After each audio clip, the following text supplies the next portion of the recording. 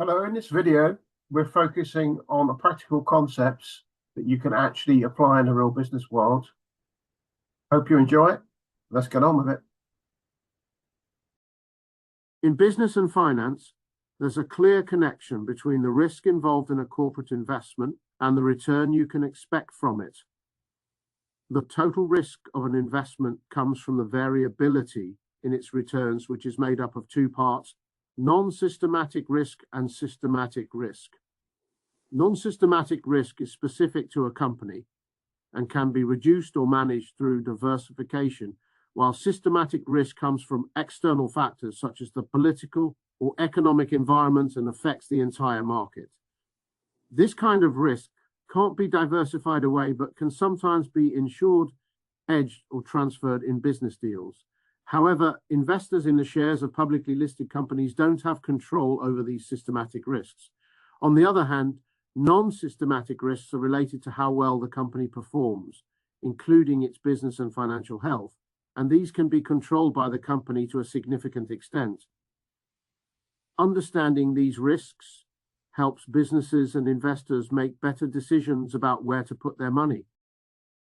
Risk, in financial terms, refers to the variation in cash flows or returns an investor receives. When investing in a business or corporate project, it's important to be compensated in your return based on the level of risk you take compared to other investors.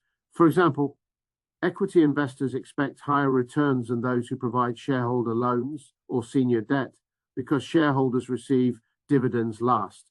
At the lower risk end, government bonds are generally seen as relatively risk-free, but this isn't always the case, especially in emerging markets or developing countries where sovereign credit ratings vary and default risk may be higher. The government bond rate sets a baseline for expected returns on corporate investments within the same country and industry, influenced by that country's risk profile. When calculating expected returns on equity, you must consider how the project's risks affect expected cash flows and compare this against alternative investments. Leads to the question of what factors you should take into account when determining the required rate of return for a corporate investment opportunity. When evaluating a proposed transaction, it's important to review the risk register and carefully consider the likelihood of each risk that cannot be mitigated. This helps you understand the overall level of risk and determine what risk premium you're willing to accept compared to other deals. Using best practices in risk management, like identifying risks through SWOT and PESTLE analyses, gives a clearer picture of the transaction's risk profile.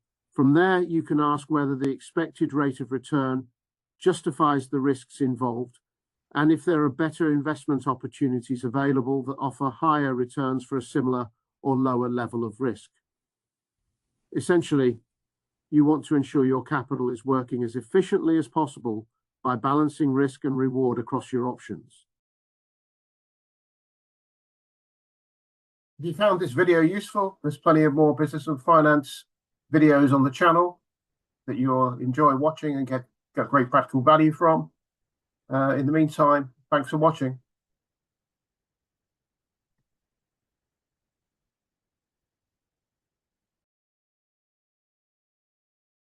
If you found this video useful, there's plenty of more business and finance videos on the channel that you'll enjoy watching and get great practical value from.